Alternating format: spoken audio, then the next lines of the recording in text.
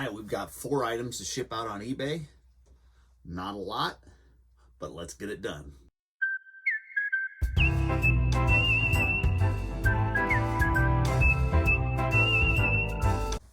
Yeah, sales have just been a little weird lately. I've been listing consistently, been doing everything that I've been doing, setting offers. I've been pretty much everything that I've done before, no different, just my sales have dropped a little bit. So I'm not sure if it's something on eBay's end, or maybe people just aren't buying, or maybe I just need to find better stuff. That could be. I'm going to check my coupons and my markdowns, make sure all those are good and they're still up and going. And I don't know. It is what it is. Yesterday was a decent day for me. Well, so it'd been the day before. But yeah, only 4 today. 2043 is my first one. Let's go. Let's see what I sold. 2043.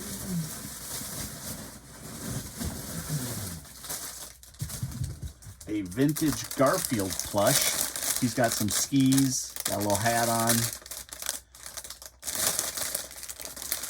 These actually sell, I'm probably way too close. These actually sell pretty good. I've done pretty well on the vintage plush of Garfield.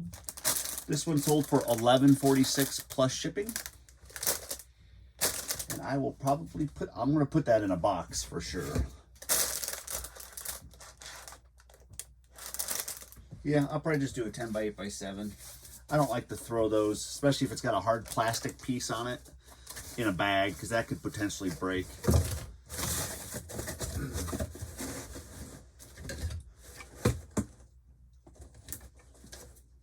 Yeah, I'm not sure what's going on with the sales. Or the lack of sales.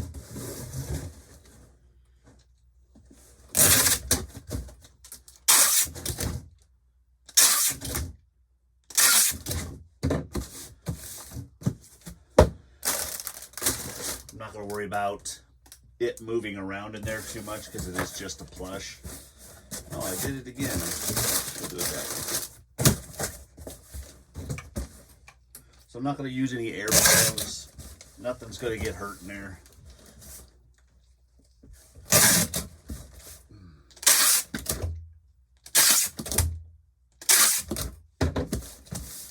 Keep my screen on. There we go.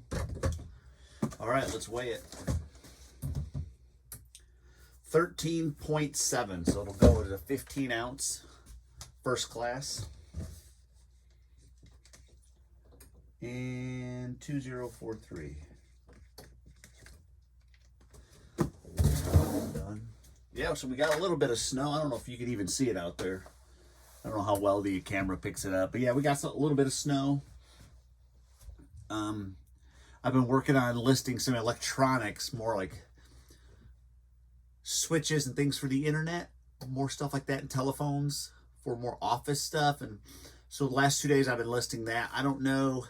I'm a firm believer. I really do think that this is why if you niche down, it works better for you. I think like when I sell like a bunch of shoes, like if I have 2 or 3 days of listing shoes, I sell more shoes. If I have 2 or 3 days of listing men's jeans, I just sell a ton of men's jeans. And I'm be willing to bet that the algorithm picks up on that. So that's why people who niche down and say just sell women's clothing, they do great, make 6 digits a year, because there's a lot of them that do, or you sell just shoes. Because then you're listing shoes every day, all day long, or all year long. And I think the algorithm picks up on that, and then you'll have more sales. And getting into a niche it allows people to come back and shop your store again. So if you sell men's jeans and they buy a pair of jeans, they're going to know you're a men's jeans guy or seller, and they're going to keep coming back to your store because they know that that's what you carry. For people like me that are everything seller, you don't get as many repeat buyers because you keep listing odds and ends. So I could see why my screen shut off. I could see why niching down, finding a category or two to stick to, is beneficial for your eBay store and for your sales. So I think I've got to dial that in. I have to figure that out this year. That's going to be my goal for this year, is to figure out what category or two categories that I want to be in. And really the way I figure that out, if you're like, well, how do you know? You have to go with what's available to you when you're sourcing, whether it's garage sales, thrift stores, estate sales, church sales, whatever it is. What can you get an abundance of when you're outsourcing? That's what you have to look at. You've got to take, well, I'm just not interested in that. Well, if you want to make this a business, like if you want to go full time, you have to look at it as a business, and not as, I just love doing this. As much as I want to be like, I just love this, I also realize that if I want to be full time, it needs to be run like a business. And sometimes businesses aren't just, it's not like going fishing every day, and I don't know if every day of fishing would be that enjoyable. I enjoy fishing, but going every day, I don't know. It all turns into a job at some point if you go full time with something. So I enjoy eBay reselling. I do. I enjoy the odds and ends, but here's the thing. I don't think I can scale being an everything seller. I don't think, unless I had like 40,000 listings. Well, with the limited amount of space that I have for storage for my inventory, I'm going to have to niche down or only sell really, really good stuff. High sell-through rate, great pricing, so it just is constantly moving. So those are my options for this year. Niche down and find a category or two that I just stick to, whether I like it or not, or focus nothing on but just great high sell-through, 100%, 200%, 300% sell-through rate items, so that my store is constantly turning over. So that's something I've got to figure out. Well, the problem is with the latter of those two is there's not a lot of high quality stuff in my county. There's just not a lot. You got to look at what people sell. The demographic here, as much tourism as there is, the people that live here aren't very wealthy. So there's not a lot of great stuff to pick from. That's why I've only come across like 2 pair of Hoka in an entire, over a year of reselling in this area of Hoka shoes, which if you don't know what a Hoka, H-O-K-A, it's just a brand name of shoes that sells really hot right now. I've only come across 2 pair. And it's like, that's because we're just not in an area that people are buying Hokas or On Clouds or high end, a lot of North Face, Patagonia. You just don't see a lot of that. And so I've really got to dial into what this area has to offer me as far as in an effort to be flipping items on eBay for a profit. And that's what I've really got to tune into this year. I have to figure that out. So that's my goal. Next up, 2607. I'm going to quit ranting and raving. 2607. 0607. This is a cool little Nike quarter zip. I don't know if you call it a shirt. It's a lightweight, like athletic wear top. It's got a really cool pattern on it. As you can see, there's the swoosh right there. And it is a Pro Combat.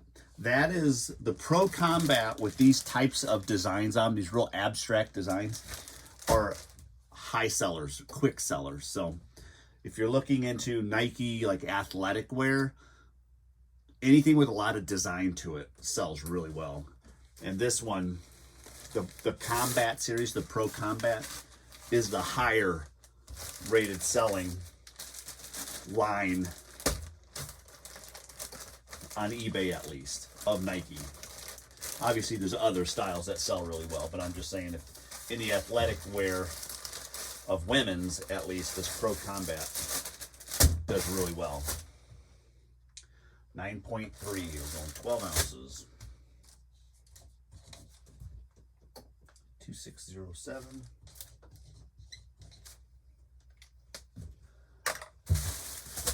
Yeah, as much as I want to be an everything seller, I do like going out and finding all the different things, the little knickknacks that are really cool, or the antiques. I really enjoy that, and I don't have to stop doing that, but I really need to be conscientious of where I want my store to go. and how much money I want to make. I want to make more money. So I'm going to have to start cutting out some of the oddball stuff just in an effort to, I firmly believe you got to have repeat buyers. That's because then they'll most likely, oh, and another thing, just backtrack. If you're niche down, you have more of an opportunity to sell 2, 3, 4 items per purchase instead of just one thing all the time. You know, you might, if you sell nothing but jeans, you might get somebody that, I didn't say how much I sold that for, will buy 2 or 3 pair of jeans at a time. So that's why niching down has its benefits versus being an everything seller. That's another one of the benefits. But that combat athletic long sleeve top sold for $12 plus shipping. $23.93. It's cold down here today. $23.93. Right here. $23.93. It is a pair of Guess men's jeans. Just a pair of blue jeans. They are vintage. I've seen if there was just a straight leg, mid-rise, basic. Oh, size 32-32, which is a good for vintage jeans. The 32-34 waist with the 32-ish inseam in those ranges there are probably the top sellers, because the majority of people that are buying vintage jeans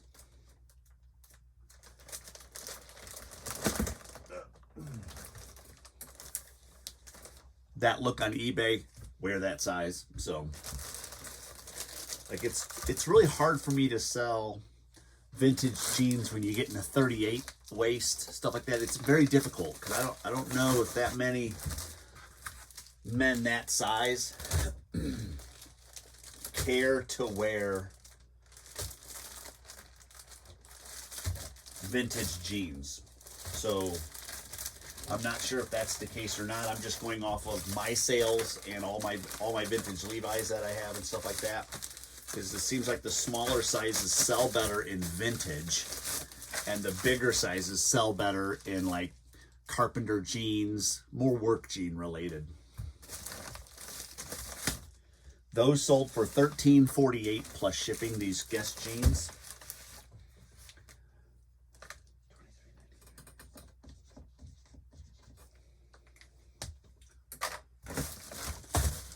Yeah, it's just weird that I'm looking at my board real quick where my sales have been this last week. And honestly, I've had 4 days that have been really rough. Well, I should say 1 day was really rough. The others have been okay. Then I've had some above average days. So 23.10. That should be right in here. I think. Yeah.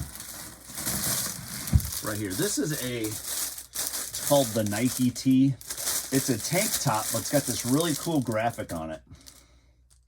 Live together, play together. It's a tank top, and it is an extra, extra large. And it's really cool because it's all over pattern. So like an all over print t-shirt has a graphic that actually like wraps around and goes all over. I've seen so many times on eBay where they call it all over and it's just a front graphic. Just because it's all over the front doesn't make it an all over print. All over is like it actually continues throughout the whole shirt, around the back, even onto the sleeves. That's an all over print. But this sold for $17.98 plus shipping.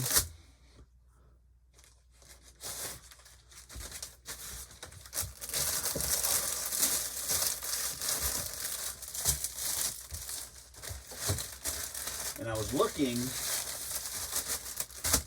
at my top categories. 8.2. Darn it, gotta go to 12. 12 ounces, 23.10. Yeah, that sold $17.98 plus shipping.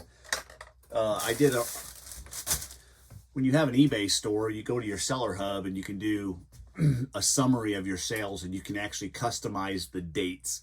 And so obviously I did all of last year to kind of see what my top categories were. And last year, my top categories were all clothing or shoes related, and the top 3 were all men's. So I'm really considering, I obviously have sold more, which means I've sourced more men's clothing and shoes. So I might just go to, maybe if I niche down, I'll do men's jeans or just men's clothing and men's shoes, jeans, shirts, and shoes. That might be something I stick with. Now, I go to these thrift stores here, and men's jeans, they're hard to come by. The one thrift store that we have here called Carm has probably the most men's jeans of all the thrift stores, but they want $10, $12, $14, $20 a pair of jeans. I can't flip those. That's just too much money to try to resell. They're pretty much at market value, if not a little above, on a lot of their things in that store. It's not a very good store to source from. Thrift wise, I don't know if I could even call it being thrifty when their prices are at or even above market value. So I don't know. That's to each their own. That's their own business model. They can do what they want. Only time I go in there is to try to find their mistakes. And I do that on occasion. I go in there every now and again, just see if I can find a mistake, but I don't spend too much time because that's a waste of time because everything's so high priced there. But otherwise, I'm going to have more of a difficult time with regards to thrift stores finding men's jeans. So I'm going to have to really be diligent on garage sales, and I'm going to have to start networking more and start reaching out to more people to clean out their closets and let them know that I'm interested in buying all their men's jeans or men's t-shirts, Carhartt jeans, stuff, just Carhartt shirts, stuff like that I don't mind selling. I wear Carhartt all the time, especially Carhartt shirts. Their pocket tees are some of my favorite shirts to put on. I have a Carhartt shirt on right now and a Carhartt jacket.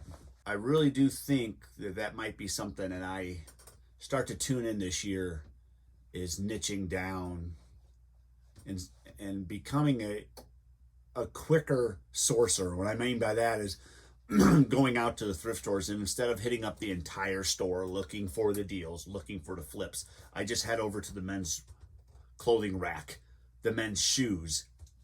I'm out, on to the next one.